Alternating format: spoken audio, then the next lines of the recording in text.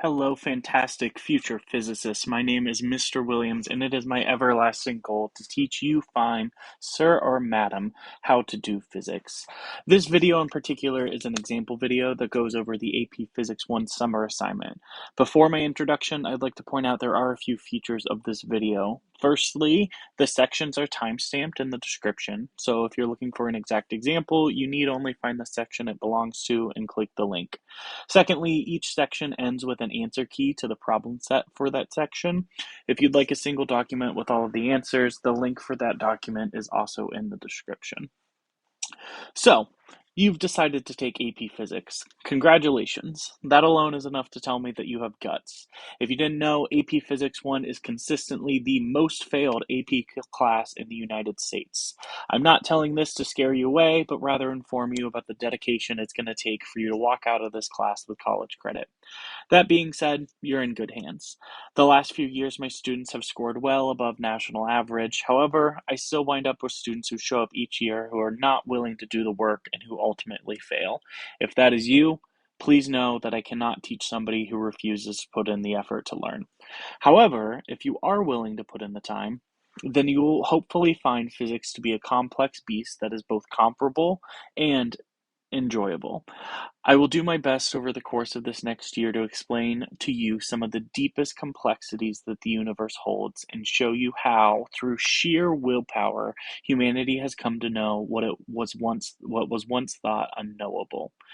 But before we get into the actual physics, you can think of this assignment as training wheels. I don't want you to get the wrong idea about what physics is. Too many people already think that physics is just spicy math with some extra steps. But alas, however you want to look at it, physics does involve a lot of math. So the goal of this assignment is to ensure that you're capable of the math that we'll be using at this level. You'll find that it starts with the basics and then gets progressively harder as you go. There will likely be math that you've forgotten how to do or some that's entirely new to you. The aim of this video is to provide brief instruction on how to accomplish each part. That does not mean that this video has to be your only instruction. The internet is full of people like me, people with computers who love to teach people things. Find those people, learn from them. You'll also likely know a person or two who was in this class with you. Find those people, learn from them. There is, of course, a fine line between learning and copying, but on that note, I'd like to make myself perfectly clear. If you cheat on this assignment or any assignment of mine moving forward, you're an idiot. Too often, I get high schoolers who are driven to be completionists, so much so that you'll copy each other's work so you can earn some measly homework points. This is ultimately pointless. Firstly, if you haven't yet noticed, I've given you the answer key to this assignment up front. Secondly, this assignment is not worth a grade, and many of my future assignments will follow this model. If you don't want to do this assignment, that's fine. If you feel that you can pass a test over this material after the first week of school without this assignment, that's your decision. What I like to see from my students is a strong ability for self-assessment, and I want this assignment to serve you. I want you to use this assignment to make sure that you understand.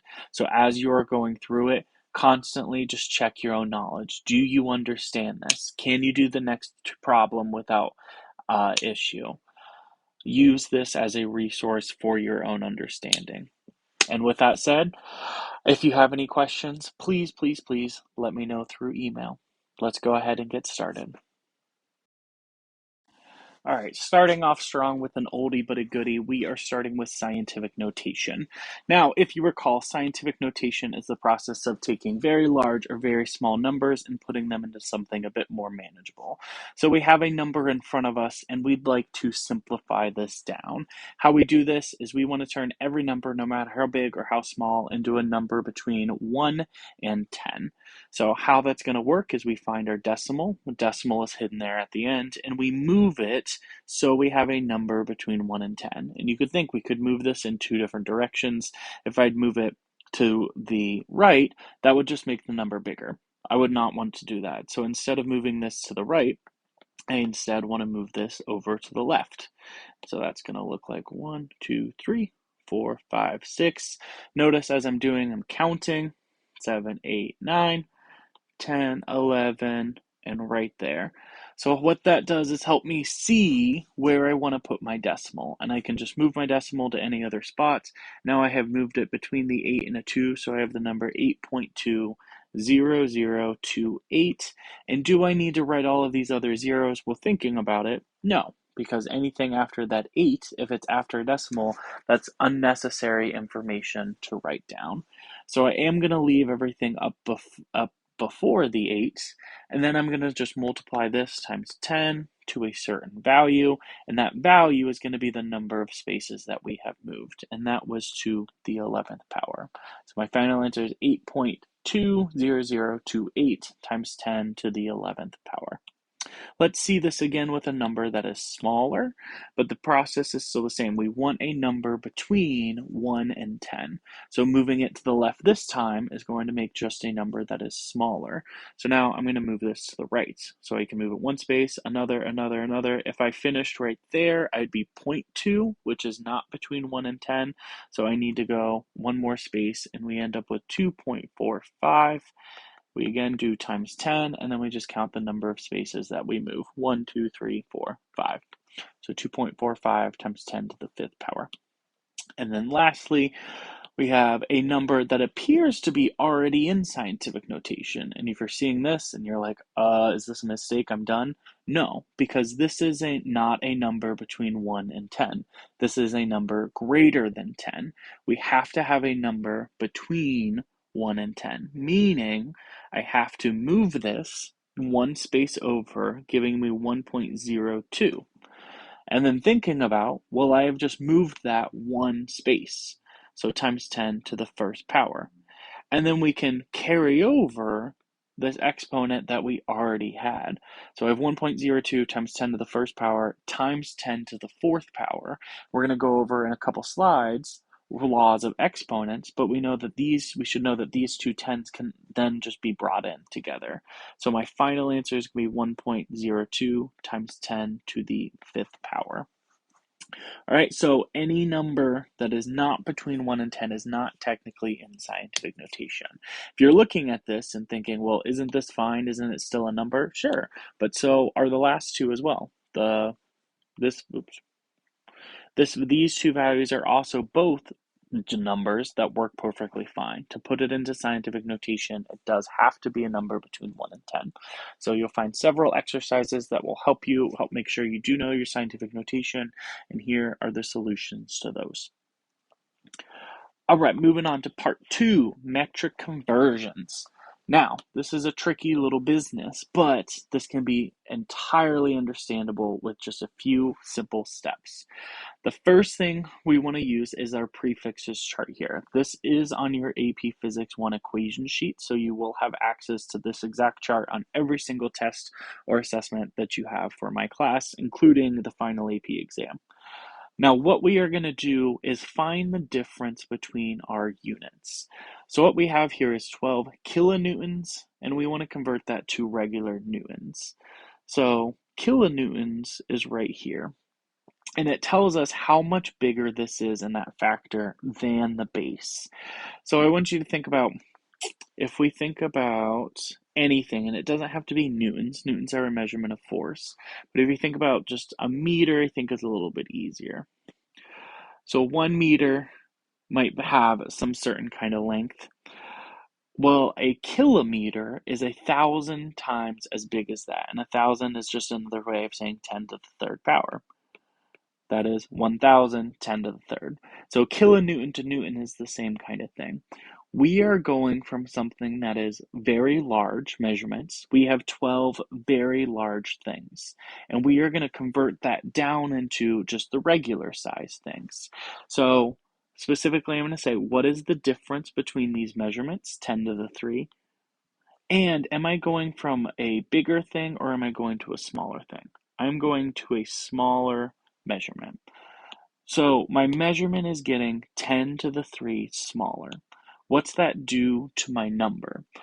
Well, I'm now taking smaller and smaller increments. So anytime we get a smaller value, we should expect to get a larger measurement. So how that works itself out is we just take whatever our number is before, and we multiply it by the difference between them. So our final answer is going to be 12 times 10 to the 3. We can go ahead and work that out. That's not that large of a number. It is just 12,000. And that is my final answer, that 12 kilonewtons is just 12,000 newtons. Let's see this again with something a little bit more complex. Now we have 1.5 terameters to micrometers. Tera is one of the largest measurements that we can have at 10 to the 12. And we're going to a very, very tiny measurement of micrometers, which is times 10 to the negative 6. So what is the difference between terameters to micrometers? This is a difference of 10, not to the 12, not to the 6, but actually both of those together. It's a difference of 10 to the 18. That's the size difference between a terameter and a micrometer. And we are going from a larger value to a smaller value. And this is the same process again. Even if we can't conceptualize how big a terameter actually is, or how small a micrometer is, we're going from something that is extremely large, and we're now going to measure that same thing that's 1.5 extremely large things, and we're going to now measure that instead of with really, really big measurements, measure it with extremely tiny measurements. So that's just going to work itself out that we multiply whatever our first number is times our factor, and then that's it. There's no reason for us to take this out of the value that we have. It's already in scientific notation, and I don't feel like writing 18 zeros. So that is my final answer, that 1.5 terameters is the same thing as 1.5 times 10 to the 18 micrometers. All right, let's see this with ohms. Now we have 190,000 pico-ohms to milliohms. Pico is the smallest measurement that we have on our chart here, going down to milli. So what is the difference between pico and milli? That is a 10 to the 9th power difference. And notice, I'm not worried about the fact that it's a difference of negatives or positives, because we can reason that out with that we are getting larger to smaller, smaller to bigger. So the difference just between 10 to the negative 3 and 10 to the negative 12 is there's a factor of 9 difference there. And we are making larger measurements this time. So unlike the last time, oops, this is larger. And so what does that mean for the conversion that we want to do? We're still going to start with this same number, but now this time, since I'm going from taking tiny, tiny measurements and getting a pretty big number, I'm now going to take much larger steps to measure this thing in. And so what that's going to end up doing is giving us times 10 to the negative 9. We're going to multiply this whole value times 10 to the negative 9. And we can think, well, what is that going to do? Well, let's go ahead and think about this as being 1.9 times 10 to the 4 times 10 to the 5, if I can do my math correctly. 1.4 times 10 to the 5, and we're going to multiply this and then times 10 to the negative 9. Now let's just put that all together. We're still going to have this 1.9 out front. Now we're going to get 1.9 times 10 to the negative 4 milliohms as our final answer. So with that, you're hopefully seeing a pattern emerge that when we are taking smaller measurements, we end up with, when we're shrinking down the size that we measure something, we end up with a number that is much larger. And then it's the reverse. When we are making a bigger measurement, we end up with a value that is much smaller. Hopefully that makes sense conceptually, that when you're measuring in longer and longer segments, you're not going to get as many segments that fill you up. Now let's try this once more with 5.124 kilojoules to centijoules. Kilo is right here, centi is right here. That is a difference of 10 to the 5. Between 3 and negative 2 is 10 to the 5. And then we have to just think, are we going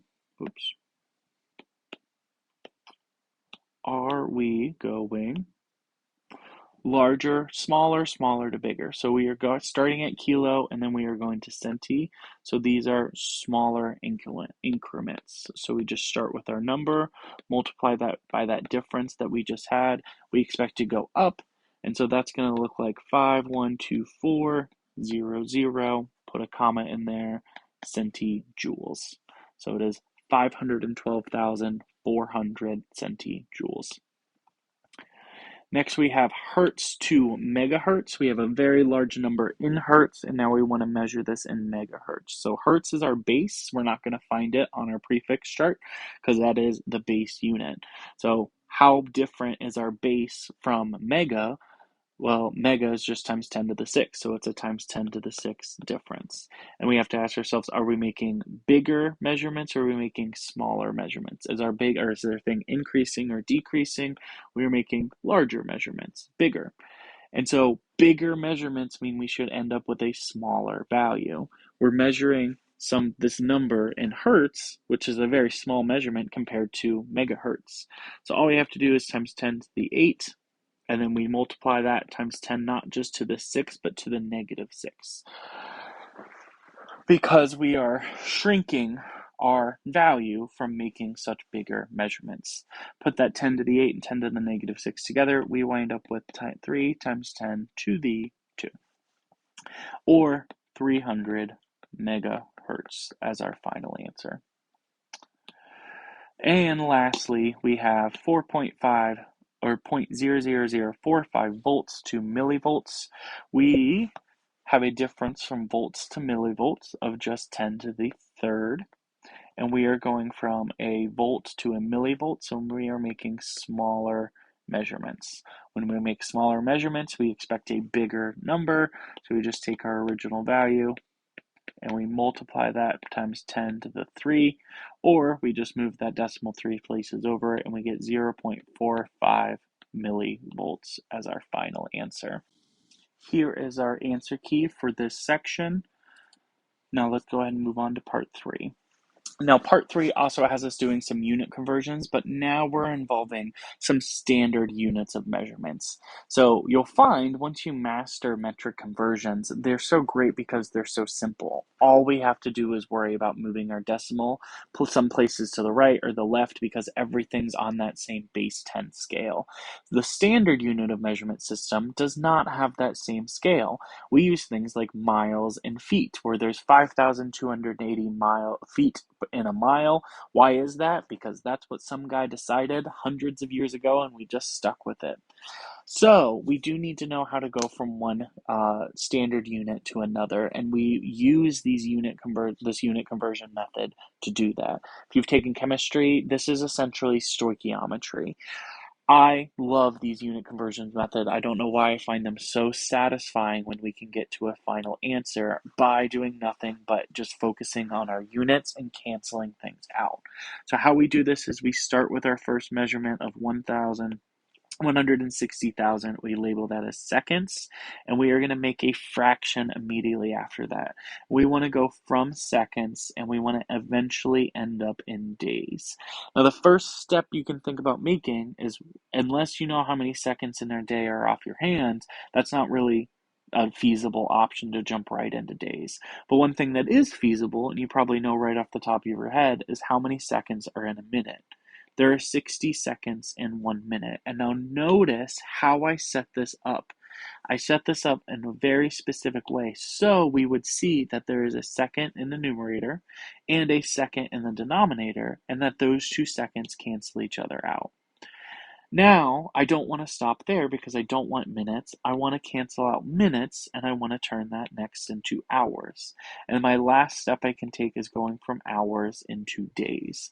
And filling in those last other 2, there is also 60 minutes in 1 hour, and then 24 hours in 1 day. Checking to make sure our units all cancel. There is 1 minute in the denominator, 1 in the numerator, and then there's an hour in the numerator and an hour in the denominator. So notice all of our units cancel except for 1. The only thing we have left over is days. Putting all of this together, we notice we have, it's 160,000, and then in my numerator, times 1 times 1 times 1 times 1. Another way we can write this same thing is like this. Divided by 60 times 60 times 24. Notice I did not feel the need to write all those ones because anything times 1 is just 1, but everything in the denominator does get multiplied together. Now, when we divide that, just be very careful that you are in fact dividing 60 times 60 times 24, all within the denominator. It's very easy to make that mistake of just dividing by 60.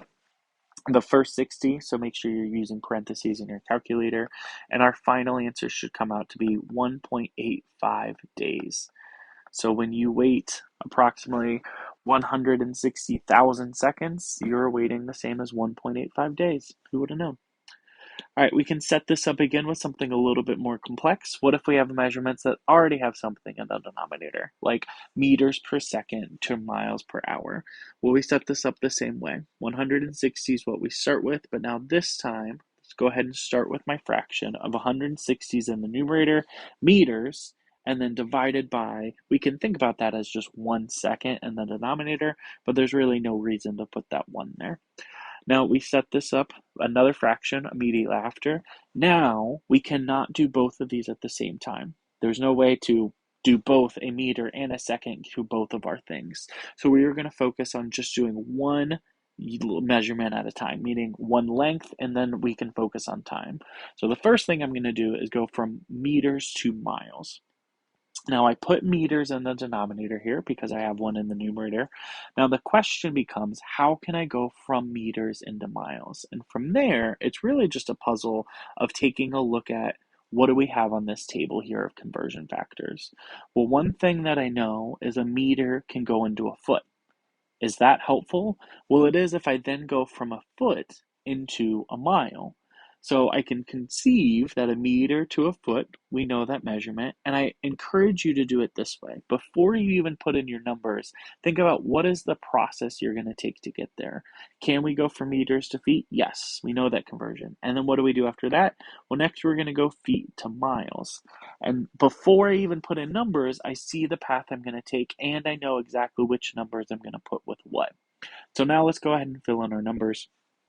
1 meter is exactly 3.28 feet. Looking at this first conversion right here, make sure we are putting in the right numbers with the right units. It's 1 meter is 3.28 feet, not the other way around. After that, it is 5,280 feet goes into 1 mile. So 1 goes on the top here, and then 5,280 feet.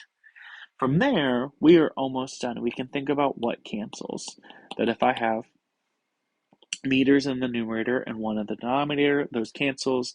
I have a foot in the numerator and a foot in the denominator, that cancels. What has not canceled are my miles, and I have not canceled my seconds. So if I stopped right there, I would have miles per second. But that is not what I want to finish at. I want to finish at miles to hours. So my next step is to focus on my seconds. And notice where I need to start my seconds. With the second in the denominator here, that means I need to start with a second in the numerator over here. So what can I go to from seconds then? Well, I'm trying to get to hours, so a reasonable step would be to go from seconds into minutes, and then to go from minutes into hours. Then we just fill in our numbers that 1 minute is 60 seconds, and that 1 hour is 60 minutes. So all together, again, I'm going to make sure that everything cancels: a second down here, 1 up here, and a minute down here and 1 up here. Now all I should have left over is miles and hours. So doing this math now will give me a number in miles per hour. That math looks like 160 times 3.28 times 60 times 60. Divide all that by 5,280, because everything else was just 1. That comes out to be 134.2 miles per hour. All right, let's do one more of these. All right, and our last one looks like we have 23 kilograms per inch squared to grams per centimeter squared. Starting this one, we'll start it just the same way we started the last one, with 23 kg per inch squared. And we want to just do one thing at a time. So kg is one measurement as a kilogram, while in is also one measurement as an inch. So 23 kg per inch squared. Let's start with that kg. I want to go from kilograms to grams. Do I know my conversion factor here? Well, if you're just looking under, so we know a kilogram is a unit of mass, go kilograms to pounds, kilograms. Oh, kilograms to grams. It's actually right there. That 1 kilogram is equal to 1,000 grams. So that one is given there as a metric to metric conversion, but you'll notice most of these, especially my length and volume tables, are standard to standard conversions or they're standard to metric conversions. With the metric side of things, we really just need to do what we practiced in part 2, that if you know what's the difference between a killi of anything and a gram, that's a difference of 10 to the 3. We know we're making a 10 to the 3 smaller measurement, and so we get a 10 to the 3 larger value. This way works the exact same if you know the conversion factor going in as well. So that it takes care of our kilograms to grams. Now, how do I take care of this inch squared? Well, where I start is with inches, not squared, but just with inches. And I want to end up going from inches to centimeters. And so looking at my table, I do see a perfect inch to centimeters under my length there. That 1 inch is 2.54 centimeters. Now notice that's not the same thing as an inch squared to a centimeter squared, but it's an excellent place to start. That 1 inch is equal to 2.54 centimeters. Now thinking about, can I just call it quits and end it right there? Not quite. Because if I end things right here, I have 1 inch in the numerator, and then I have 2 inches in the denominator, because an inch squared is really an inch times an inch. So how am I going to rectify this situation? Well, I need to obviously square my values that are not squared yet. I need my colors. There we go. So an inch squared and a centimeter squared. Well, is it as easy as that? Actually, it is, as long as we then both square the conversion factors along with them. So all together, what does this look like? That now allows me that I have inches squared and inches squared to cancel that out. So what my math is going to look like when all said is done is I'm going to do 23 times 1,000 times 1 squared, which is just 1, so I'm not going to times that by anything, then divided by 2.54 squared. And that 2.54 matters greatly that we square that value instead of just dividing by the 2.54 by itself.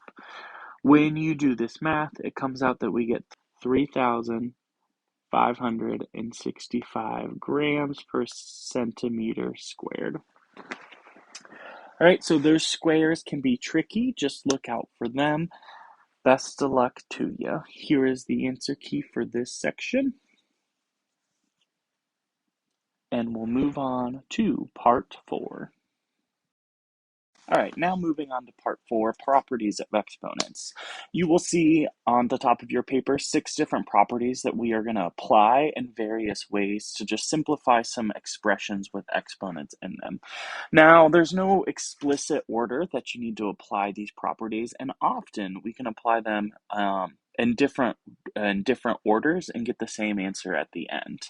So I'm going to go through these 6 examples here, and hopefully you get the gist of what we need to do to simplify these problems. Now let's start with this first one. We have x to the 4th times x to the 3rd times y to the 0. Now the first property I'm going to choose to apply is the 0 rule, which states that anything to the 0th power is equal to 1. And we are going to assume that all of our exponents, or all of our variables for this problem, none of them will be for 0, because obviously 0 to the 0 power is the only number that does not equal 1. But we're going to assume that y is not 0, and we can then simplify this down to x to the 4th times x to the 3rd times 1. And obviously anything times 1 is just gone, so the 1 just disappears. Now we have x to the 4th times x to the 3rd. Well, using the product rule, we know that if we have the same base, we can add our 2 exponents together. So x to the 4th times x to the 3rd really becomes x to the 7th power, and that is our final answer. For our next problem, we have y to the 3rd times y to the 2nd times y to the negative 2nd, both being raised to the 2nd power. So I'm first going to use the multiple power rule here, which states that I can distribute any power, that is, I'm raising both of these things to the 2nd power. So this is really x to the 3rd to the 2nd power times y to the negative 2nd to the second power. Well, using then our power rule, we know that x to the third to the second power is really x to the sixth. And we know y to the negative second power to the second power is really y to the negative fourth. Now, can I combine these any further? No, they do not have the same base. However, I'm going to take another step to get rid of any negative exponents. And anything that has a negative exponent is really just 1 over that thing. So this next step will be x to the sixth times 1 over y to the fourth power. And then putting this all together into one easy statement, we can just put the numerator over the denominator that we're going to have x to the sixth times y to the positive fourth power. And that is going to be our final answer.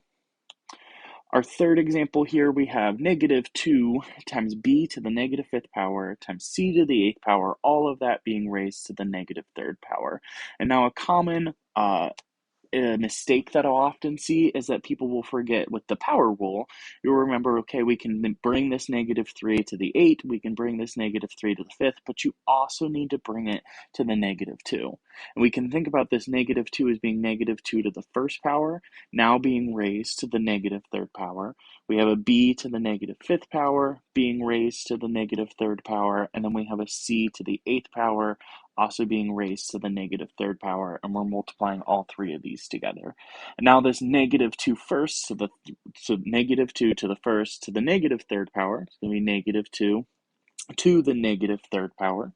We're going to have a b to the positive 15th power, because negative 5 times negative 3 is positive 15. We're going to have a c to the negative 24 power, because 8 times 3 is 24. Now, can I simplify this anymore? Well, we absolutely can. If you would like to, go ahead. I'm going to leave it up to you if you want to take this 2 to the negative 3. This is going to give you a real world answer, not just an answer in terms of variables. And this is going to come down to, it's negative 2 times negative 2 times negative 2, and then 1 over what we get there. So negative 2 times negative 2 times negative 2 is going to be negative 8. It still stays negative because the two negatives cancel, but then the third negative keeps it negative. But then having 1 over that, we end up with 1 over 8. And now you are welcome to leave it as 1 over 8, or if you have your final answer as 1 over negative 2 to the third power, that's fine too. We're going to then multiply this times b to the 15, and then we are going to reverse the c to the 24th to give us 1 over c to the positive 24th. And like we did in our last step then, let's just conjoin this all together. Anything that is in my numerator goes up front, that is just b to the 15, and anything in my denominator goes down below. Oop, I forgot, this is negative 8. Negative 8 times c to the 24th power. And so all together, if you have a negative like this, the negative can go out in front, and we can erase it from our negative there, or you can just keep it on the 8. It really doesn't matter. That's just kind of notation of how you want to write it, but we should have an answer of negative b to the 15th over 8 times c to the 24. All right, on to our next example. We have x to the 5 over x to the 8. This is where we're going to use our quotient rule. And anytime we have two the same base and we're dividing, that's the same thing as 5 minus, we can then do some subtraction here. So x to the 5 minus 8 is x to the negative third, and we don't want to leave anything as a negative exponent, so our final answer is going to be 1 over x to the positive third. And that is our final answer. Our next example, we have a long expression here. I'm not going to read all of this out, but what are we going to do to simplify this? Just do it in parts. Do one example at a time. First thing I'm going to focus on is my f's. I have an f to the fifth in the numerator and an f to the second in my denominator. We are going to subtract those two to end up with f to the third power. The next thing I'm going to focus on is my d's. I have a d to the negative 8 minus d to the second, and think that is d to the negative 8 minus 2. That comes out to be d to the negative 10. And then lastly, or not lastly, but now I can also focus on my z's. I have z to the 3 and z to the 5th. That gives me z to the negative 2 when I subtract. And then we still have left over in the denominator a y to the negative third. Now our last step will just be, we have no more common bases, so there's no more combining. But what I can do is now just flip some things around to make sure we have no negative exponents. That gives me f to the 3 stays in the numerator, y to the 3 goes up to the numerator, and then our two negatives go into the denominator, d to the 10th and z to the 2nd, giving me my final answer.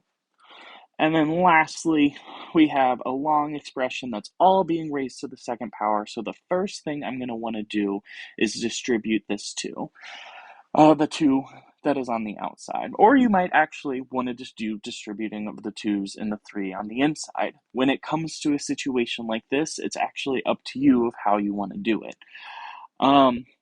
The first thing that I'm going to do, let's do it the other way. I'm going to distribute the inside 3's first.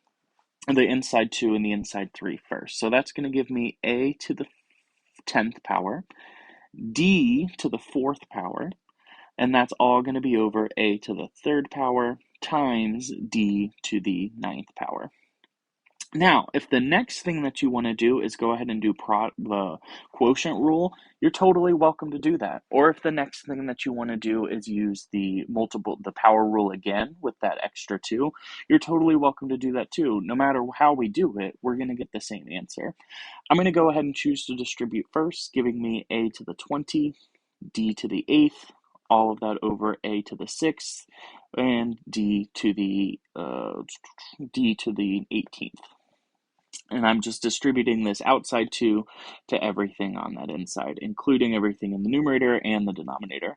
Now my last step is going to be to do the quotient rule, giving me a to the 14th power, 20 minus 6, and then d to the negative 10th power, and then we will simplify that one step further and get a to the 14th over d to the 6th, over d to the 10th. Not 16th, but the 10th. And that should be our final answer. All right, that was properties of exponents. Here is the answer key to that problem set. And we're going to go ahead and move on to part 5, which is operations with scientific notation. Now, the overall goal of this section is to get you to think about doing complex operations without the use of a calculator. Now, understand that for the full course, you will always have access to a calculator on all of our quizzes, tests, and you get the use of a calculator on your final exam. But I'd like to show off these skills because once we understand properties of exponents, using scientific notation makes a lot more sense because it's very easy to do operations with numbers that are in scientific notation. And often it's easier to just do things in your head when you have a simple expression than it is to use a full calculator to do that. Now, I fully understand that a lot of times you guys just want to check your work and make sure you're doing things correctly, and I get that. You're welcome to use a calculator in class, but for this assignment, I'm really going to encourage you to not use your calculator and see if you can do these in your head. So how are we going to do that? Well, if we're multiplying two things together, well, the big thing that we can utilize is the commutative property, which means we just don't have to multiply the way that we're shown. This is 5 times 10 to the 4th times 2 times 10 to the 4th. We can multiply in whatever order we want to. And the easiest thing for us to do is just, well, what's 5 times 2? Well, that's 10. We're going to multiply that 10 times 10 to the 4th, and we're going to multiply that 10 times another 10 to the 4th. Well, thinking about this first 10 as just being 10 to the 1st, we can now use our product rule for exponents, that anytime we have the same base, that we can just add our exponents together. So overall, this becomes 10 to the 9th power, and that's actually our final answer. Now, that's a lot easier to just quickly do that in our heads than it would have been to take the time to type that into a calculator correctly. Now, let's see if we can do this again. Now we have 1.5 times 10 to the 4th times 2 times 10 to the 3rd, the exact same process here. What's 1.5 times 2? It's going to be 3, and we're going to do 3 times 10 to the 4th times 10 to the negative 3rd. Well, now we don't have 3 like bases, but we do have 2 like bases. So we can go ahead and combine our two 10s here to give us 10 to the not negative first power, but just 10 to the first power. Eraser there. 10 to the not negative, but our first power, and then we're going to multiply that times 3. Well, 10 to the first power is just 10, so what's 3 times 10? It's just 30, giving us our final answer there. Bit more complicated now. We're going to throw 1/2 in front of here. We have 1/2 times 9 times 10 to the negative second times 6 times 10 to the negative fifth. Well, let's focus on our not tens first. We have a 1/2 times 9 times 6. We might think, well, I could do half of 9. You know that's 4.5. And then you could do 4.5 times 6. Sure, that's a little bit more complicated, though, than thinking, because 4.5 gives us a decimal. It's a lot easier to take a half of 6 that doesn't give us a decimal. Half of 6 is going to be 3. So another way to write this is 9 times 3, and then times 10 to the negative 2 times 10 to the negative fifth. Well, now 9 times 3 should be a lot easier to do in your head. 9 times 3 is just 27. So we get 27. We can go ahead and combine our tens times 10 to the negative seventh. This would technically be fine as a final answer, however, it's not in scientific notation. So another step we might take is doing 2.7 times 10, and then since I moved that decimal over, I'm really going to need to move my exponent by 1, just like converting into scientific notation, just like what we went over at the very beginning, and we get 2.7 times 10 to the negative 6. Our next example has a square root in here. Now, the first thing that we are going to do is ignore the square root and just combine things together. We can go ahead and do just that like we were doing before. The commutative property also applies to division. So I can choose to do 2 divided by 4 and 10 divided by 10 to the 6, giving me a final answer of 2 times 10 to the 4th. Just doing 2, oops, sorry. That is incorrect, because isn't it? 2 divided by 4 is not 2, but it is rather 1/2. So let's fix that here. It's 10 over 4 divided by 2, since the 4 is in the denominator. Now, I also still need to take the square root of this value. So taking the square roots, another way to think about any square root number is let's write this, the square root of x is really just equal to x to the 1/2 power. And this is true for anything. And so we can think about this as being 10 to the 4th being raised to the 1/2 power. And that's being divided by 2 raised to the 1/2 power. Well, 10 to the 4th raised to the 1/2 power, we see we just end up dividing that 4 by 2. And so our final answer is going to be 10 to the 2nd. And then what would be 2 to the 1/2 power? Is there any clever way to rewrite that? There is actually not. And this is another way of really writing it, is just the square root of 2. And there's no clever way to write that. You could approximate that in decimal form, but it's an irrational decimal that goes on forever. So we can just leave it in its whole number form as the square root of 2. So our final answer is going to be 10 to the 2 in the numerator divided by the square root of 2 in the denominator. Let's see another example of this, but now instead of a square root, just having some multiple powers up in our numerator. The first thing I'm going to want to do is distribute that 2, so I'm going to write that as 4 to the 2nd power times 10 to the 14, and that is being divided by 2 times 10 to the 6th. Now, just like we did before, let's focus on our numbers. Instead of 4 to the 2nd power, let's go ahead and think about that as what it is. 4 to the 2nd power is 16. Now we see we can just do 16 divided by 2, which is going to be 8. We have 10 to the 14 and 10 to the 6, and we're dividing those so we can subtract. 14 minus 6 is going to give me 8. So my final answer, already in scientific notation, is 8 times 10 to the 8. And now finally, see a longer version of this. We have a big number in our numerator, and we have 2 values, 2 numbers in scientific notation in our denominator. Any process you really want to take makes sense. I'm going to distribute here first, giving me 16 times 10 to the 10, and that's all being divided by. I'm going to go ahead and combine these 2's to get a 4. I'm going to go ahead and combine these 2 10's that give me 10 to the 3. And now our next step is easy. 16 divided by 4 is just 4. 10 divided by 3 is just 10 to the 7th.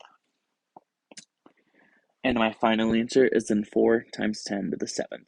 So use your noggin a little bit. See if you can use these power rules to get values that are values that make sense. And of course, you can use your calculator to verify your answers, but here is the answer key of how I did it and the final answers that I got for all 12 of these practice problems. Now for part 6, this is a big component of what we are going to be doing a lot of in this class, which is taking an equation that relates certain quantities together and rearranging those equations using only algebra rules to do so. Really cannot stress this enough that feeling strong in this particular topic is really going to be worthwhile in the long run.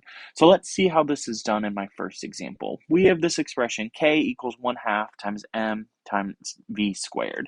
And if you've taken any kind of physics before, you might notice this as the kinetic energy formula. But regardless of what every one of these variables stands for, it really doesn't matter. We're going to treat them all the same as just a letter that can be rearranged in an equation.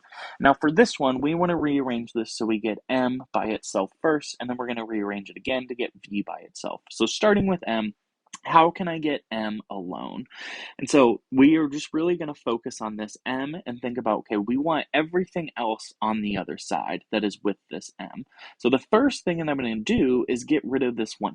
And it is up to us of how we want to rearrange anything. You are always welcome to multiply or divide by anything as long as you follow the main rule, which is to do the same thing to both sides. So to both sides, I'm going to multiply both sides by 2. Why do I do that? Because now if I multiply the left-hand side by 2, I'd have 2 divided by 2, and then that cancels, and then I have mv squared. So my next step is then move the v squared over to the other side. How do I do that? Through division. So I'm going to divide both sides by v squared, giving me an expression where m is entirely by itself because these v squares are going to cancel. And it's just commonplace to write the variable by itself on the left and then everything else on the right, meaning I have 2 times k divided by v squared as my final answer. And all we did there was just some basic rules of algebra. We multiplied the same thing on both sides, we divided the same thing on both sides, and we just did that intelligently so we could get our intended variable by itself. Next thing we want to do is solve for m. So now how are we going to do that? We'll go ahead and do this in a green over here. Or sorry, not solve for m, but solve for v. So we can start with the same equation. You could also start with an equation that we already did. We could take this example and move it on, or we could take the original equation that we went with. Let's go ahead and start with our original equation.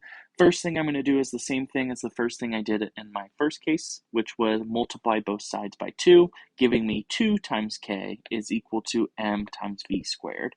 Now last time we wanted the m alone, but this time we want the v squared alone. So I'm going to divide both sides by m, giving me the expression that v squared is equal to 2k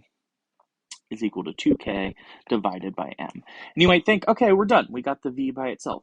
But technically the v is not by itself. This is an expression for v times v is equal to 2k divided by m. I don't want to know what v times v is. I want to know what the just v by itself is. And so we're going to leave that as thinking about v squared. Another question we might ask is, how can I undo this square? Well, it's just we need to take the square root of that side to know what v is. And then, of course, that means we have to do the same thing to both sides.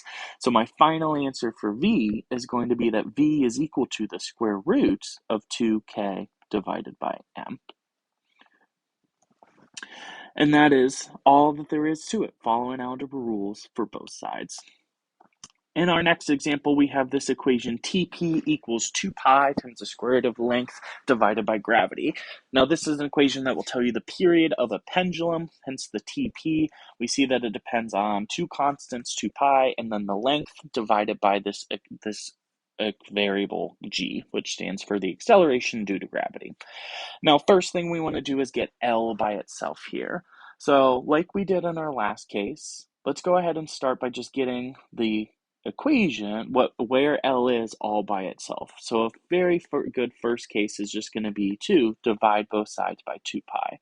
We see that that cancels over here on the right-hand side. That just goes away, and we have it over on the left-hand side.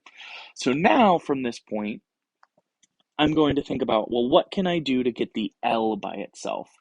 Well, to get the L by itself requires us to get rid of this square root symbol. So you think we're going to want to square both sides, and if I square what's over here on the right, the square root bar goes away. That means I'm also going to have to square everything over here on the left. That's going to lead me to an expression that looks like TP squared divided by 2 squared times pi squared. All of those terms get squared. That's just the multiple power rule that we've already gone over. So all of these things are squared, and it is equal to now just L divided by G. And our last step is then we want L by itself, and so that means we want to move the G over to the other side. How do I move the G over to the other side? I multiply both sides by G. Now cleaning this expression up a little bit, I have L all by itself, and then everything that was over there on the left, I have TP squared times a G divided by 2 squared. I can go ahead and call that 4, since that's just a little bit easier, times pi squared. Of course, you could do 3.14 squared, but it's not that nice of a number, so we can just leave that one as pi squared. All right, so starting from the same position then of squaring both sides, because to get G by itself, I'm going to go ahead and start where we had it before. I'll just rewrite what we got over here a little bit higher there. So we are still going to start with p TP squared over 2 squared times pi squared is equal to L divided by G. Same place that we started with right over here. But now I want to get the G by itself. So how do I get the G by itself? This is another very common mistake that is made, is thinking, well, we can just divide both sides by L, because that'll move the L to the other side, and then we have G to the other side. We do not want to do that, because think about if we do that, if I divide this side by L and divide this side by L, we are going to have an expression that looks like TP squared divided by L times 4 times pi squared is equal to not G, it is equal to 1 over G. And that is not what I'm looking for. I don't want to know what the reciprocal of G is. I want to know what just G is. And you might think, well, an easy fix to this will be to raise it to the negative first power. And we can do that to both sides of the equation. Raise both things to the negative first power, because when we raise something to the negative first power, it just flips it. And that's what we want to do here. We don't want to know what G is. We want to know what 1 over G is. We want to get what just G is. And is the same thing true for this other side? Absolutely, it actually is. That we end up just flipping what we have on the left-hand side, and we get L times 4 times pi squared now in the numerator divided by TP squared in the denominator. And this expression is our correct final expression. We could also think about solving this another way that doesn't use these negative exponents, because I know this feature right here makes people a little bit unwary if we're not quite used to negative exponents. So another path that we can take is, instead of just multiplying both sides by dividing both sides by L like we did here, L, we want to instead multiply both sides times G. And why do I want to do that? Because I want to get G out of the denominator. So I'm going to end up with an expression similar to what we had before, or what we solved for down here, that G times TP squared divided by, let's go ahead and just call that 4, pi squared is equal to L. Well, this is nice if I want to solve for L, but I don't want to solve for L, I want to solve for G. Well, then that means we need to multiply this side by 4 times pi squared. Why? Because we want to cancel that 4 pi squared. So that cancels there, and we just move that over to the other side. And we also want to divide this side by TP squared, because then that'll cancel over here, TP squared over here. And now we have an expression for G that it is equal to, I'm going to go ahead and move this 4 out in front, 4 times L times pi squared divided by TP squared, which is our final answer. Now, putting that 4 out in front is not the most important thing. It's just kind of a commonplace way of how we write any kind of expression with a lot of numbers and letters in it, is the constants go out front, the variables come after. There's no right or wrong way. You don't have to do the L, you don't have to do the pi in any certain kind of order. You can put multiplication symbols in between things. You cannot put multiplication symbols. The notation is kind of up to you a little bit of how you want to get it. The important thing is making sure we have the variables in the correct spots in terms of what's in the numerator and what's in the denominator. Because saying g is equal to 4L pi squared divided by TP squared is very different than saying it's the other way around, that the TP squared is in the numerator and the other terms are in the denominator. Okay, let's see this one more time with another complex equation. This time we have some addition in here, and it does throw a little bit of a wrench in how we do things, but as long as you follow your algebra rules, it's still the same thing no matter what. And just as long as you follow your rules correctly, there's multiple ways you can do any problem and get to the same final answer. So starting for z, and notice I have a b in here, I have a beta symbol in here, those are not the same thing, and then I have a z. The first thing that I'm going to do to get the z by itself is move this 5b squared term to the other side, and I'm going to do that through subtraction. So I now have q minus 5b squared, because all I'm really doing is subtracting a 5b squared from both sides, minus 5b squared, minus 5b squared, giving me q minus 5b squared is equal to beta divided by z.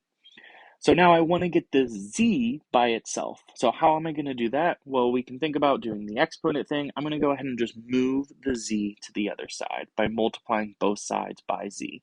I do that so these z's cancel.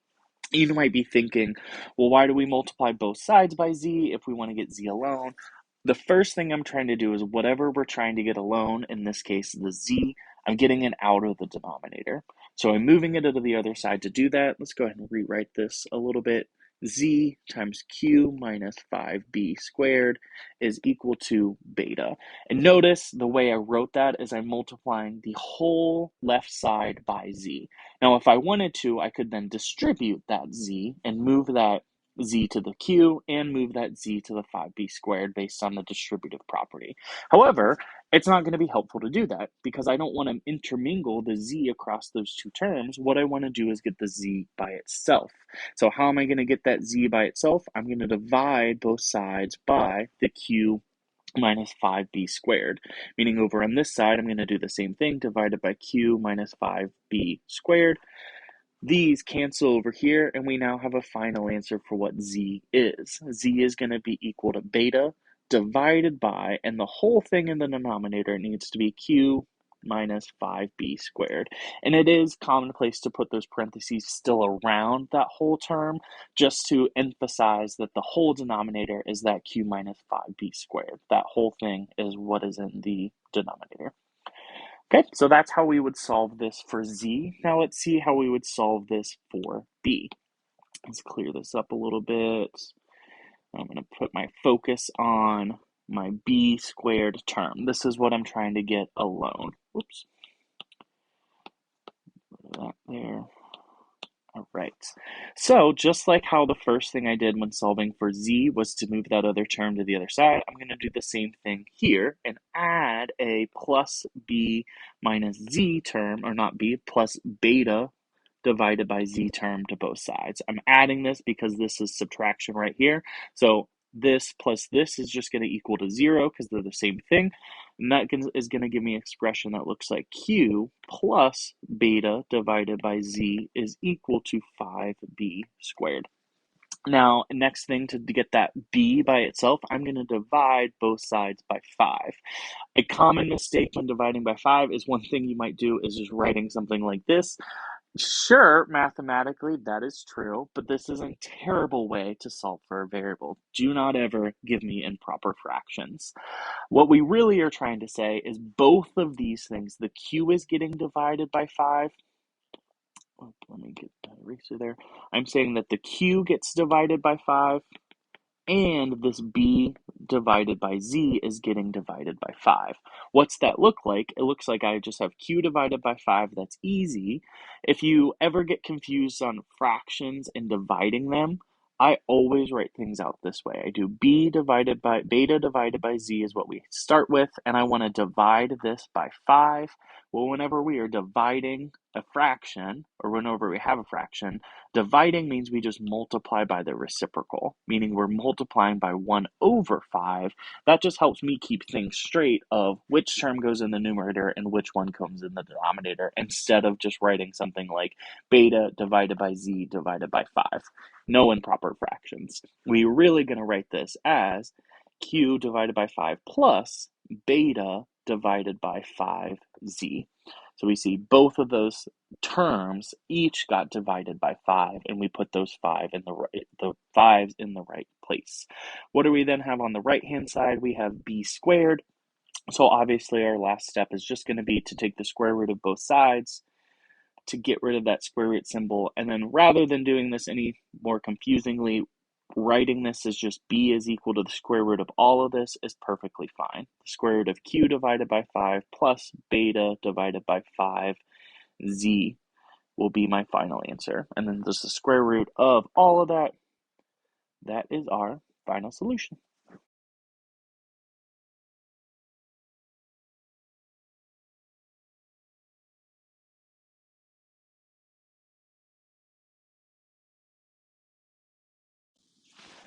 All right, on to part 7, the sketching of vectors.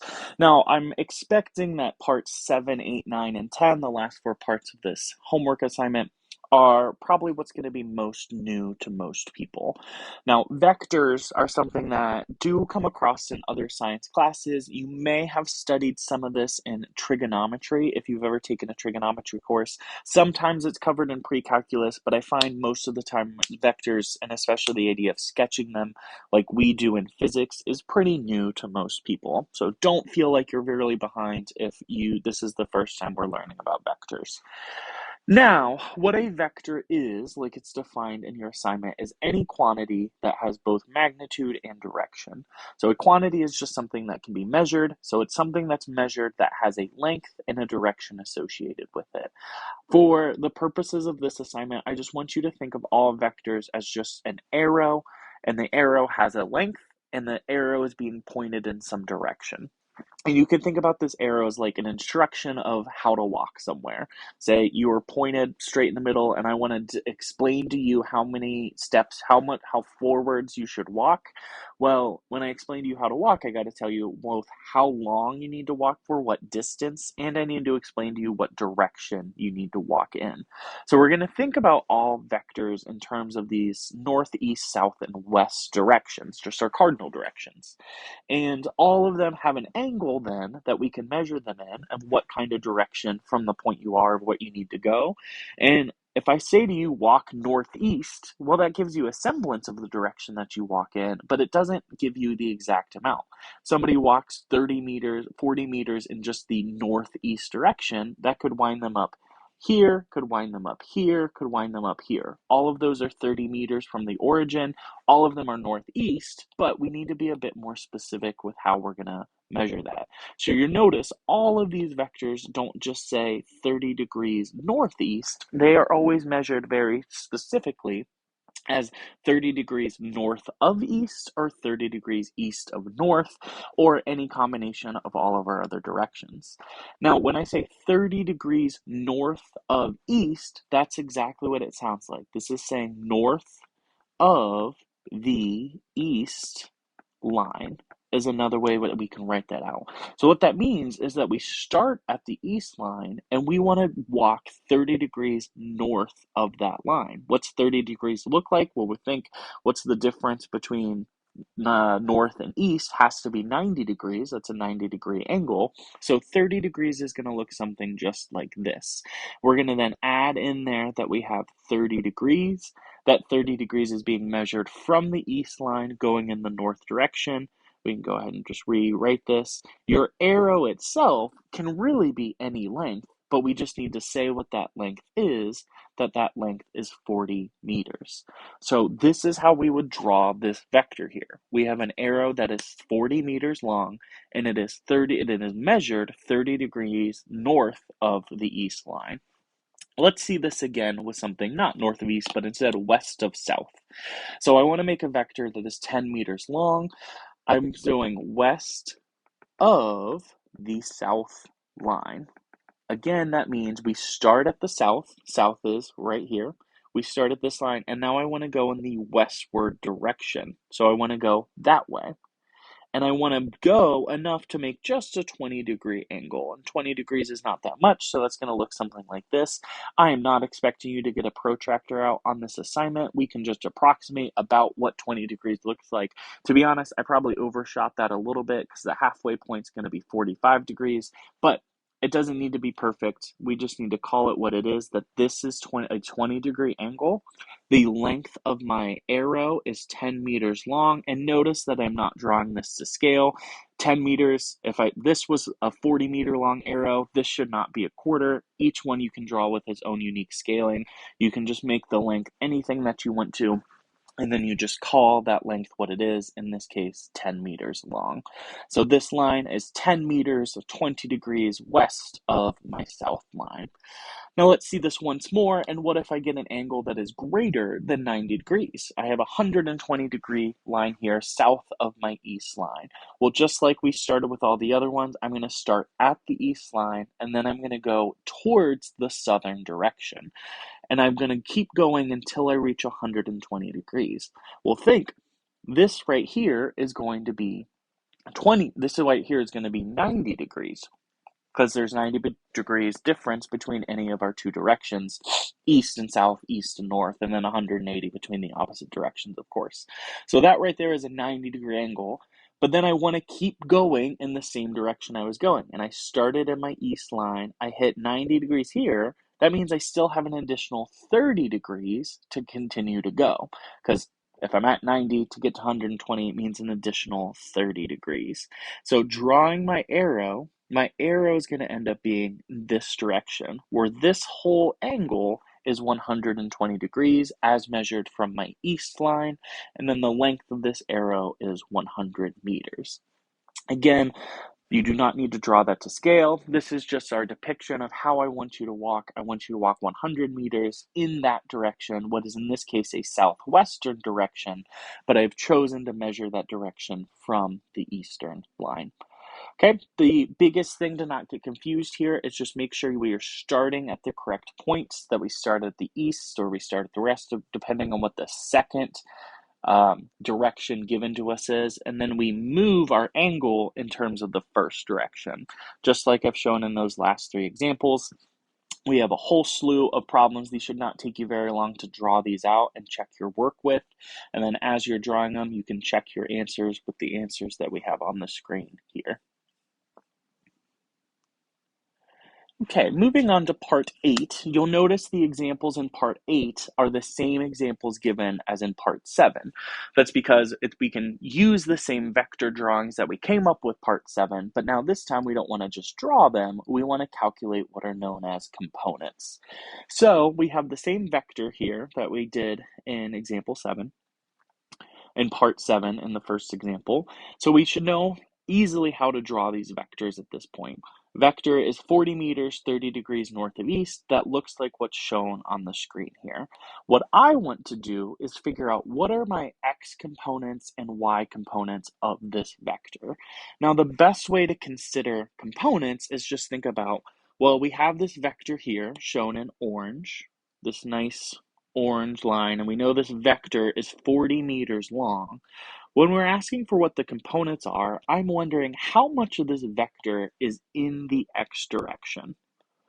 And we can think about, if I was to make a light and cast a light downwards, we can think about a lamp being right here, and it's shining light downwards. There's a shadow of this vector in the x-ward direction. So or another way to think about it is, if I'm starting here at my origin, how far in the x direction do I actually go? And I'm going to give this the label Vx.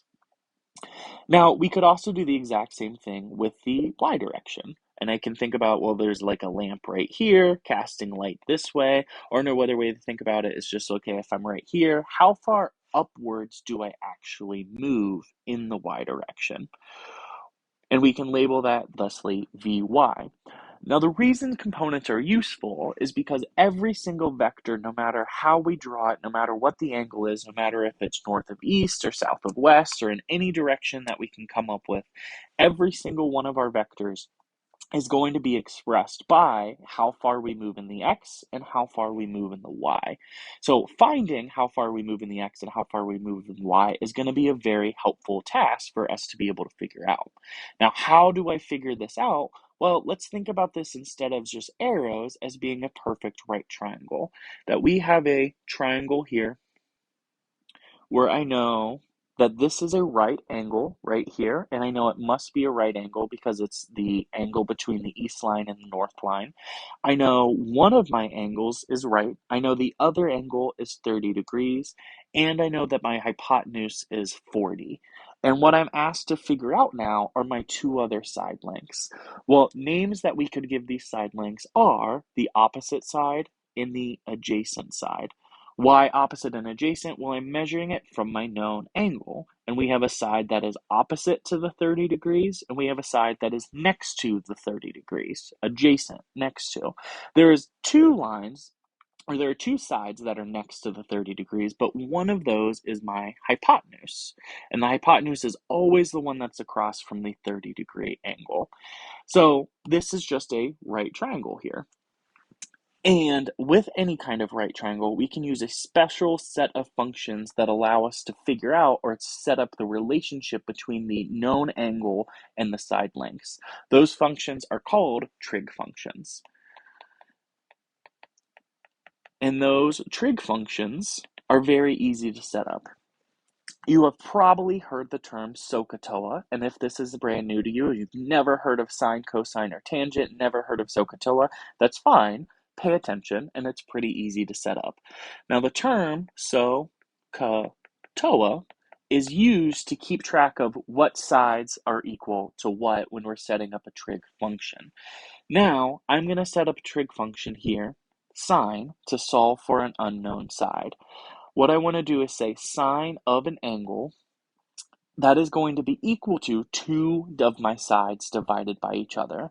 The sine of 30 degrees is going to be equal to the opposite side divided by my hypotenuse. How did I know that? Sine is equal to opposite divided by hypotenuse. The so in SOHCAHTOA tells us that it's just an easy way to remember sine is opposite divided by hypotenuse.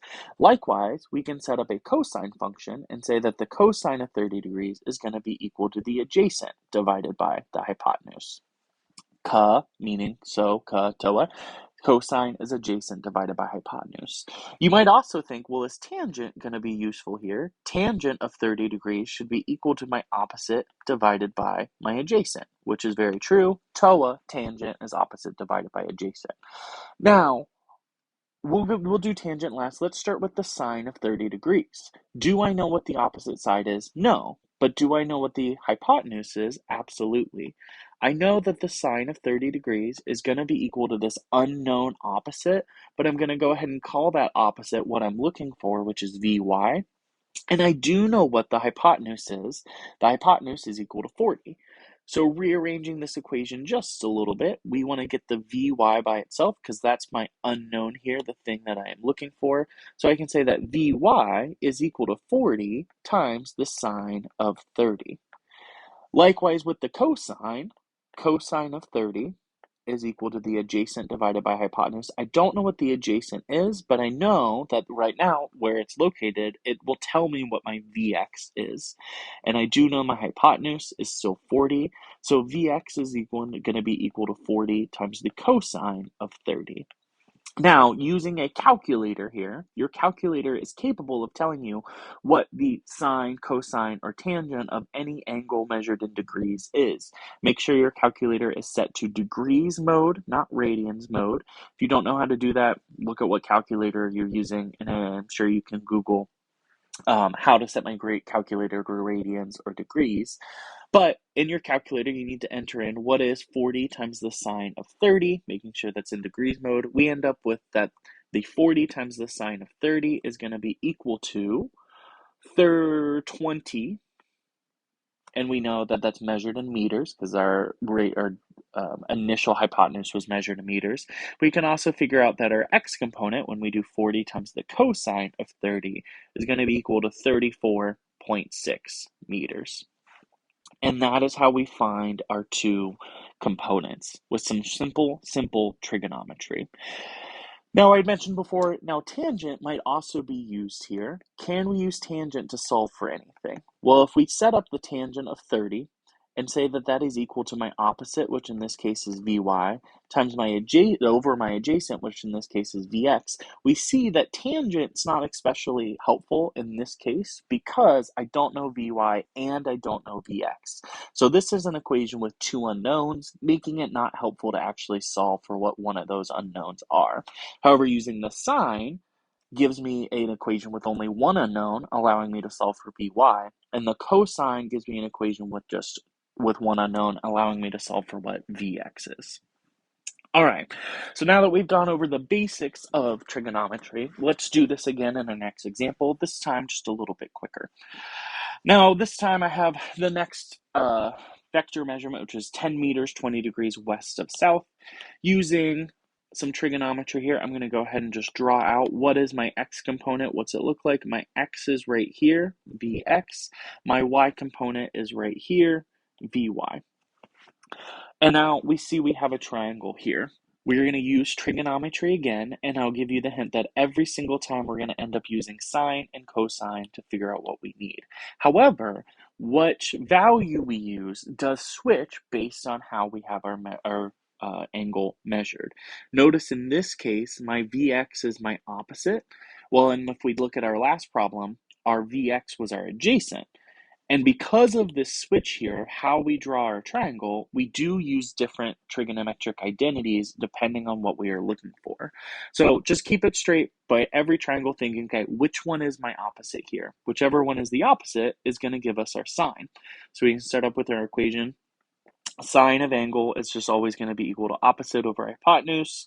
We can use our other one too, that the cosine of the angle is always going to be equal to the adjacent divided by hypotenuse. These equations are always true, written this way. Now we're just going to use these equations for our specific setup. My angle in question is 20 degrees. My opposite in this case is my x component. My hypotenuse in this case is 10. This allows me to rearrange this and say Vx is equal to 10 times the sine of 20. And if we do that in a calculator, 10 times the sine of 20 gives me the value of 3.42. Now for the cosine, we can do the same thing. For our case, our angle is 20 degrees. In our case, my adjacent, my side that is next to the 20 degrees is the y component. My hypotenuse is still 10. Rearranging this equation, we find Vy is equal to 10 times the cosine of 20 degrees, and that gives us a value of 9.42. Now, the last step and the hardest step to components is asking yourselves, are we done? Are these our final answers? Is this what Vy is? Is this what Vx is? If you're thinking, well, that's what the calculator told me, so shouldn't that be my final answer? Yes, but also no. We are certain that these are the numerical answers for our sine and our cosine, but are they the correct directions? Did we move positively in the x direction or did we move negatively in the x direction? And for the answer to that is we have to think about, okay, where did we start? We started here. Which way is moving positive in the x direction? Moving towards the right. Which way is moving negative? Moving towards the left. Which way is moving positive in the y direction? Moving up. Which way is moving negative? Moving down in the y direction, moving south.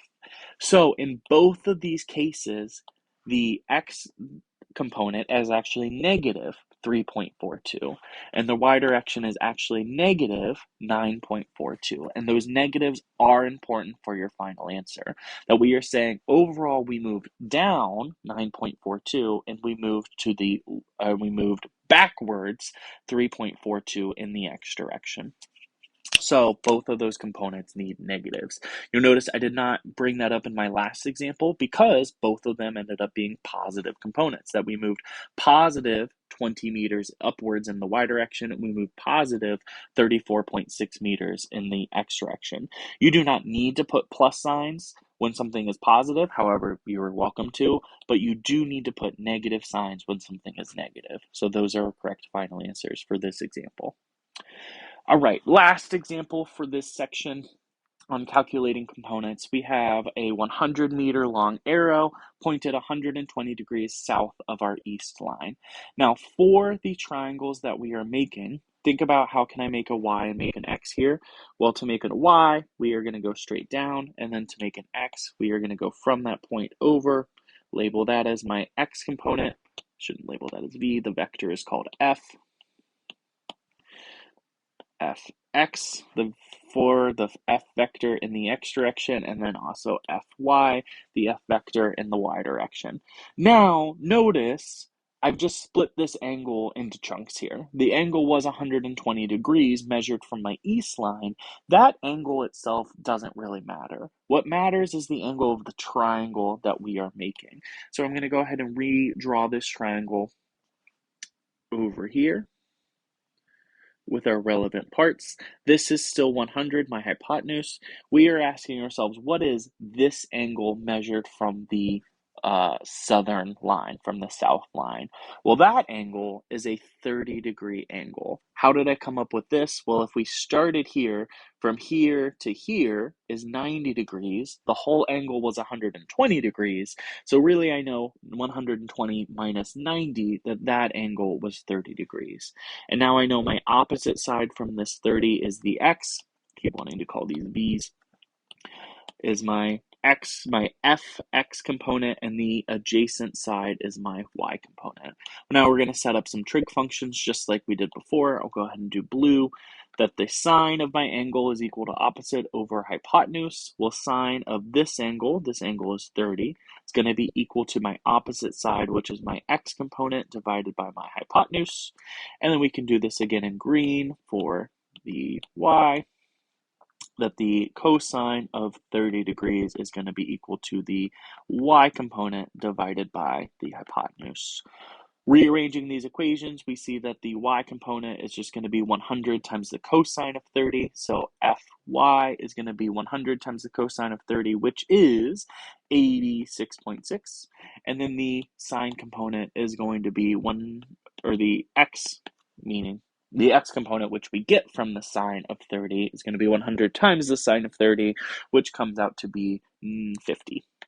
We do the same thing that we did last time, is then we have to say, well, did we move positively or negatively for both of these? And both of them, we ended up moving negative. That we moved downwards 86.6, and then we moved backwards 50 for our final answer. We can go ahead and put units on both of these because we know that 100 meters was our length direction. Both of these are also units of distance, so they would be the same unit as whatever our hypotenuse is in. And then so we can go ahead and tag on that they are meters as well. So please don't forget that last step of thinking about, okay, or did we move positively or did we move negatively to say if the component is positive or negative. But the trig itself, once you get the hang of it, is pretty easy to apply. It's every single case you're going to use a sine and a cosine, but you cannot say that you always know which one is going to be which. Sometimes the sine will give you the x, sometimes the cosine will give you the y. This example and this example are two examples of problems where using the sine gave us the x value, while our first example was a case where using the sine gave us the y value. How you know which is which is just by drawing out your triangle and labeling it correctly. Which side is opposite, which side is adjacent, and figuring out which side you're trying to find. Okay, that is the examples for this part. Here are the solutions to this section. And now we will move on to our penultimate section on drawing vector components and using them to calculate magnitude and. As I mentioned in part 8, all vectors can be expressed as their components. So if you have any vector and you know the length of it and you know the direction of it, then you could say you can express that vector by the two components that make it up. How far does it move in the x and how far does it move in the y? Now, the reason that you can do this is because that information of what the length of the vector is and what angle we are moving in is hidden in the components themselves. And so let's start this section by thinking about, well, what does this vector look like that we are describing here? We have some vector A, and we are moving for A, 4 meters in the x direction, and we are moving 8 meters in the y direction. And we are moving 4 meters in the positive x direction, and we are moving 8 meters in the positive y direction because both of our vectors are positive. So we know that our final answer is not either of these two things. What we have done is moved along a diagonal, what we can think about as our hypotenuse, and we know that the result of moving in this diagonal way is that we've moved 4 meters forwards in my x and 8 meters forwards in the y. And so we have some vector length that we don't know, and we can just label that as being a. And you probably noticed that the notation for vectors is you do put a little hat on it, little arrow, and that lets you know that this is a vector that is moving in, that has the two things that vectors have, which is a length and a direction. So can we figure out, based on just knowing the two angles, what the length of this vector A is and what angle it's moving at? One of them you should hopefully see pretty easy is how can I figure out what the length of A is? That is a very easy thing to figure out, is we can just use the Pythagorean theorem. We can utilize the fact that A squared plus B squared is equal to C squared. The legs are A and B of any right triangle. We see that 4 squared plus 8 squared is equal to what I'm going to go ahead and call vector A squared. And so 4 squared plus 8 squared is going to be 16 plus 64 is equal to vector A squared. 16 plus 64 is going to be, 80 is equal to vector A squared. So what is vector A equal to? Vector A is equal to the square root of 80, which comes out to be about 8.94.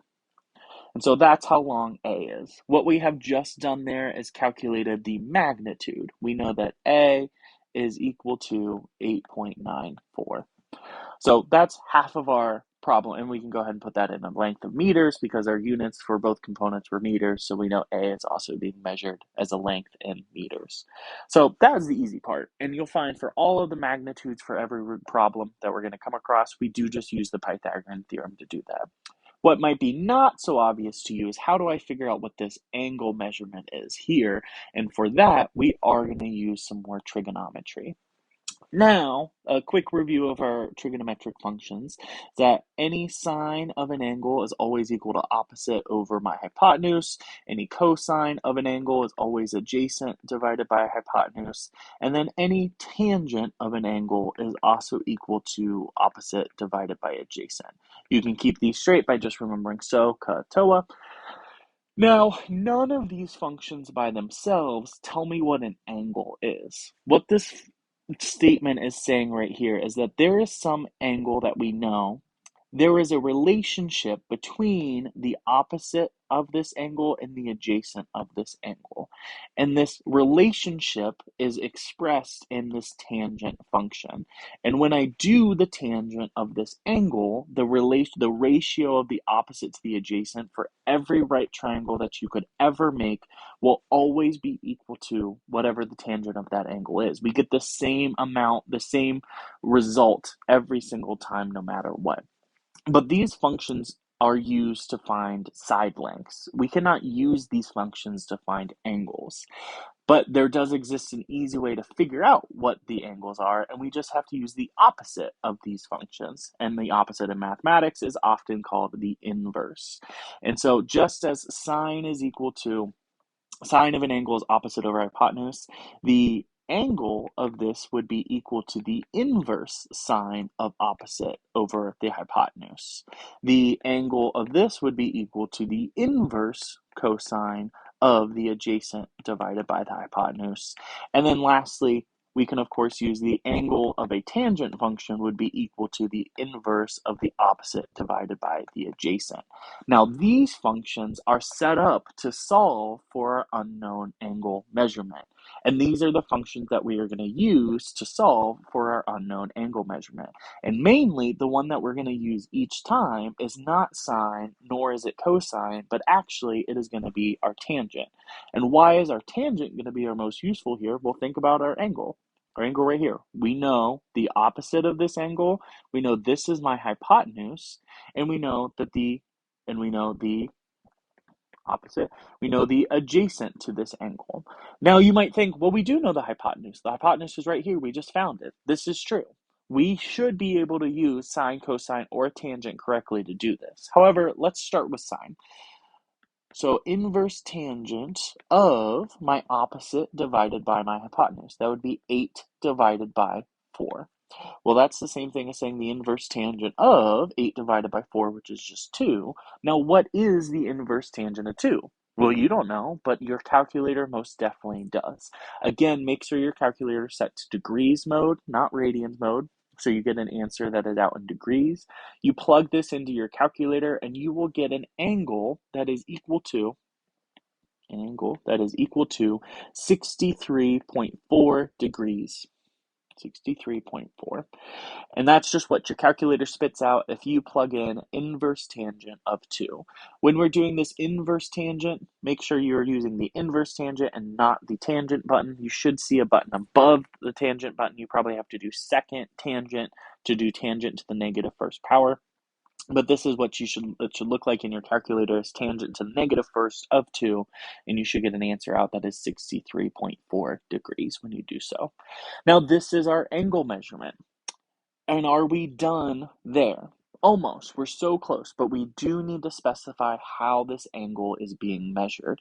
This is 63.4 degrees, but from what?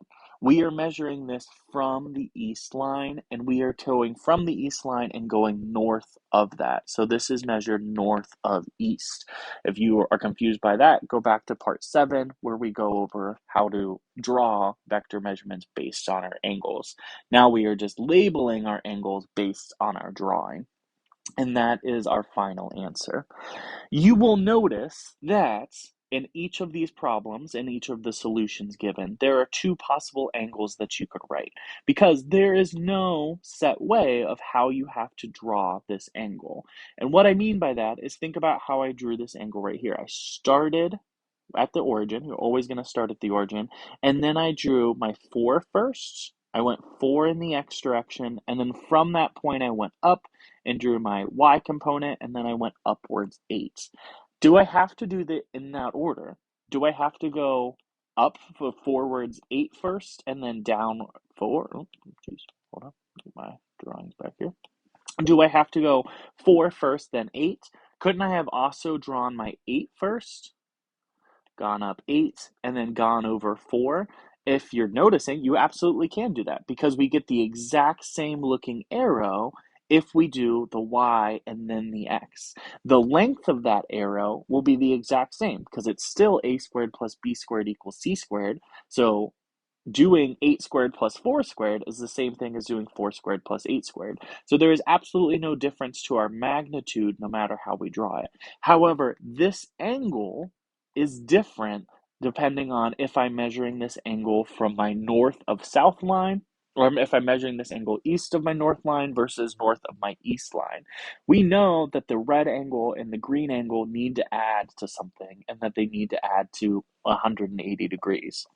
So if I drew my red triangle and I do the inverse tangent of this one, this time my opposite is 4 and my adjacent is 8. So I'm doing the inverse tangent of 1/2. That is a different value than doing the inverse tangent of 2. And that's going to come out to be 26.6 degrees.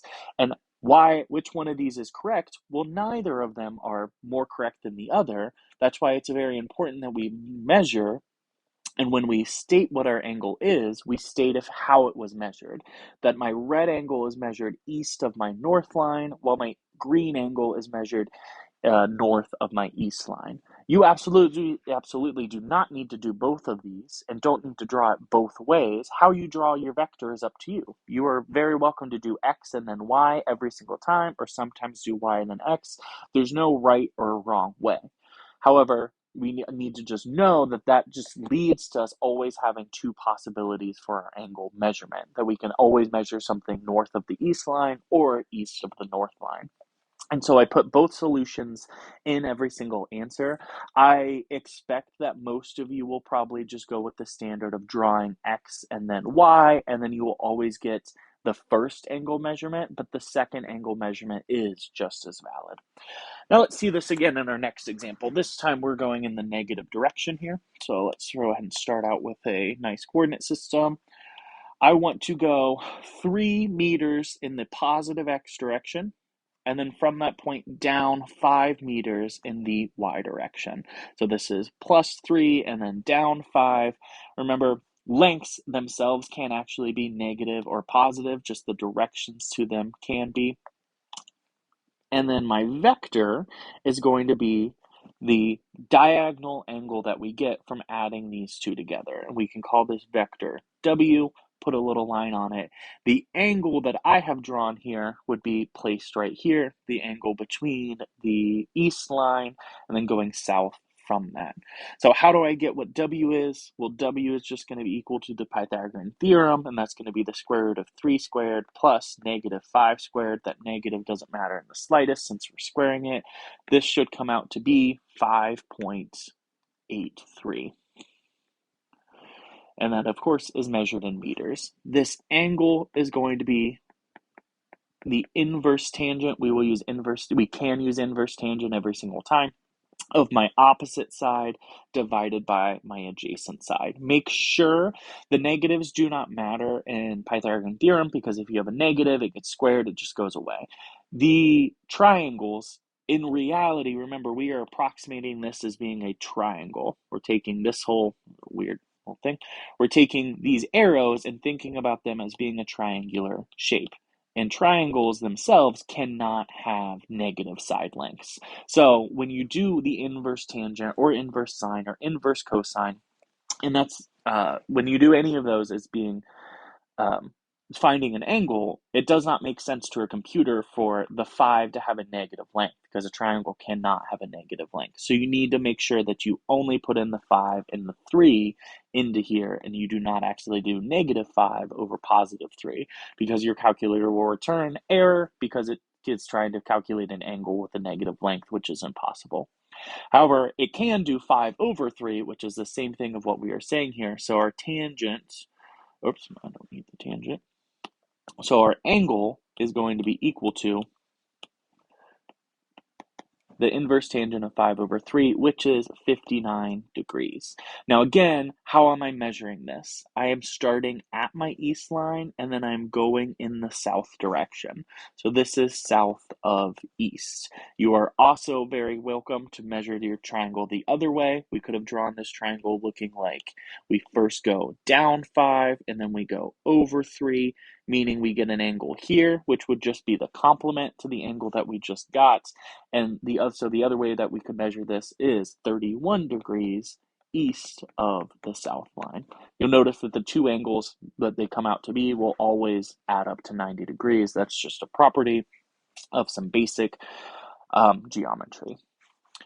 All right, so that is all said and done for our second example. Let's see this for our third. This time we have two negative triangles. So let's draw our coordinate system so we can view what this looks like. We are going first -4 in the x-axis, -4 in the x direction, and then -4 in the y direction, giving us an angle right here. Getting what is m, the length of our vector, is going to be equal to the square root of 4 squared plus 4 squared. And there's a square root of 32. The square root of 32 comes out to be 5.66. Measure that in meters. Next, we want to figure out this angle. And notice in this case, we will actually get the same thing no matter how we do it. So if I drew it the way that I did, my opposite is going to be 4. My adjacent is going to be 4. Again, make sure that you cut those negatives. I know in this case, the negatives cancel, so it doesn't matter. But never put negatives into a tangent function. It just doesn't make sense. So the inverse tangent of negative of 4 over 4 is going to be equal to 45 degrees. And we have measured this south of our west line. We started west and we go south, but notice we drew our triangle the opposite way, where we first went south and then we went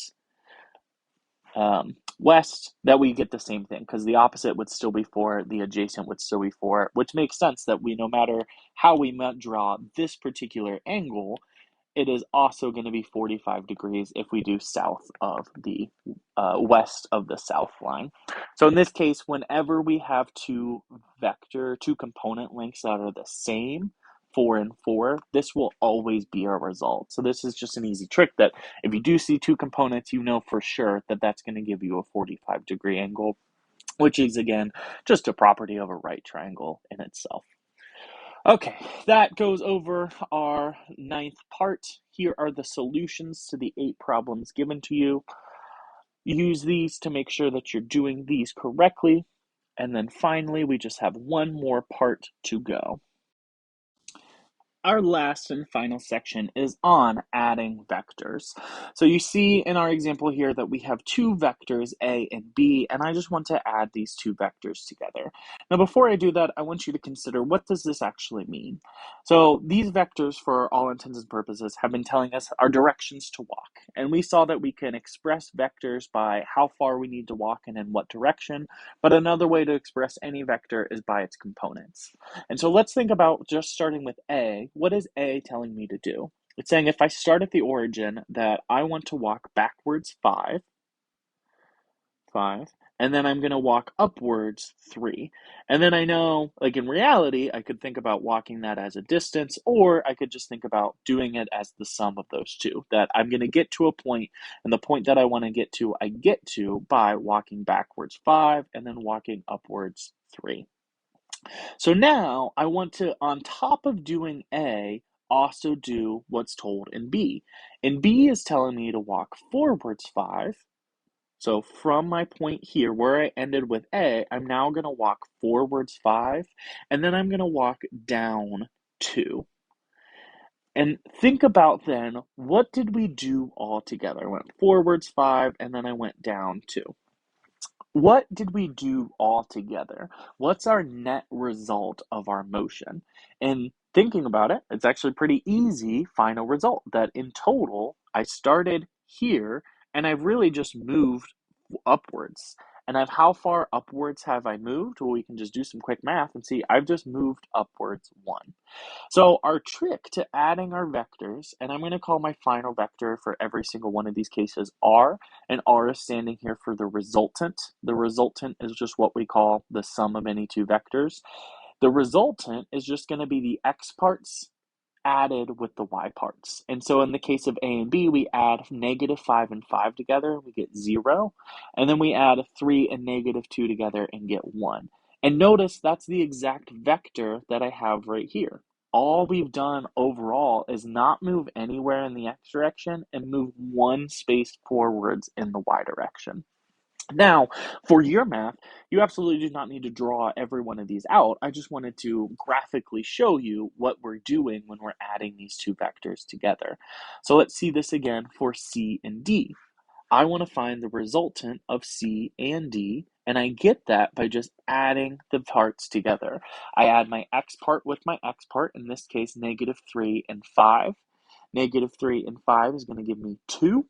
And then I add -10 and 4 to give me -14. Now, from this point, we could absolutely do a lot with this. With just one vector, we know what the result is going to look like. It's going to look like a vector where we move 2 forwards and then 14 downwards. We could figure out exactly what the length of R is. We could figure out what the magnitude, aka the length of R is, and we could figure out what the angle that a resultant is at. For this problem, for the instructions for this problem, all you are asked to do is find R. However, it's excellent practice to do the next step as well. So we know the components of R from doing our vector addition, where we just add our components together. But what's the magnitude of R? Well, we know the length of R the magnitude would just be 2 squared plus 14 squared, take the square root of all of that. We could also figure out what the angle is by doing the inverse tangent of, in this case, 14 divided by 2, and we know that that's going to give me a number for an angle that is measured south of the east line. This is just excellent practice to take all parts of everything that we've learned with vectors and put it all together. As you are very welcome to draw out this vector and figure out the magnitude and figure out the direction. However, the main point in this part is just to figure out how to add these vectors together. And when we are given two components, we see it's very easy to figure out how to add two vectors together. But what if we're not given two components, like we see in our third example here? In this case, we are given two magnitudes in two directions. How do I want to draw how can I figure out the final length of these two vectors? Well, again, think about this first graphically, where I start with a vector E, and it's telling me to go 30 degrees east of my north line, 5 meters. And so 5 meters, 30 degrees north of, or east of my north line. I drew that incorrect, didn't I? It's actually going to look more like east of north, looks more like this, 5, and then this is my 30, because I want to start at my north line and then go in the east direction. And then from that point, where we got to, I now want to go 10 meters, 40 degrees north of the west line. And then thinking about, I'll make a nice little parallel here. That is my east-west line, and I want to go 40 degrees north in the westward direction. Is going to look something like this, where this is now a length of 10, this is an angle of 40, and now I want to add these two vectors together. What we're trying to figure out is what is r? Where did I start versus where do I end? What is the result of doing these two kinds of motions? Now, if you're thinking, how am I supposed to do that? Well, with a protractor and a ruler, you could absolutely graphically measure out what this is. But the way in which we are going to calculate it is think about, well, we went forward the E has some E component to it, the EX component, and it also has some EY component. Then the F also has some Y component, and it also has some X component. Can I just add those two components together? And absolutely we can. And we're going to find, so if we find those two components first, that is really how we're going to get our final answer. But thinking about it graphically, again, I think is just helpful to picture what are we really saying when add these two vectors together. So what does that mean? It means that we need to think about, okay, just E by itself, what is its X component and what is its Y component? If we look back to how do we solve for components, you'll see that we need to do the sine and the cosine of these values. And in this case, our X component is going to equal the sine value based on how our triangle is drawn, and we do 5 times the sine of 30, and the Y component is going to be equal to the cosine value, 5 times the cosine of 30. Our F is going to be reversed to that. If I want to figure out the X component of F, we're going to do 10 times the cosine of 40. And the Y component is going to be 10 times the sine of 30. How is this helpful? Well, once I get final answers for each one of these, in terms of E, it's 2.5 and 4.3, and you can round all of these to just one decimal place is fine. For the F component, that's going to be negative 7.7 and positive 6.4. It's very important that we make that F component negative because the X component is backwards, just like what we saw when we drew it. So now we can put all these together to figure out what is our final resultant then. Well, we add our two x's together, 2.5 and negative 7.7, we get negative 5.2 for our total X component, and then our Y component is going to be 4.3 plus 6.4, giving me 10.7 for my final Y component. Again, with this new vector, you are welcome to draw this out and figure out what the magnitude of this R is, figure out what the direction of this R is, and just practice vectors overall just a bit more. But this is the point of where you need to get to. Finding components if you don't know them off the top, and then just adding your components together to get yourself a final answer. Right, this is our solution for our last and final part. Once you have gotten through all parts, that concludes your summer assignment. If you are still feeling like you want a little bit of extra practice, please use the internet as your resource. There are so many, each one of these topics, if you probably just Google the title of the topic, like in this one, you just Google adding vectors, adding vector practice, there are plenty of more resources at your disposal with people to tell you how to do these things and practice problems that you can go through just to make sure that you are feeling good about this material before entering into our first week of class. I look forward to meeting all of you when we get together. If you do still have any questions on this assignment or things that you just need to reach out to me about, please don't hesitate. My email is available to you, rwilliams@lhschools.org, and I will see you all when class starts, hopefully very soon. Bye, guys.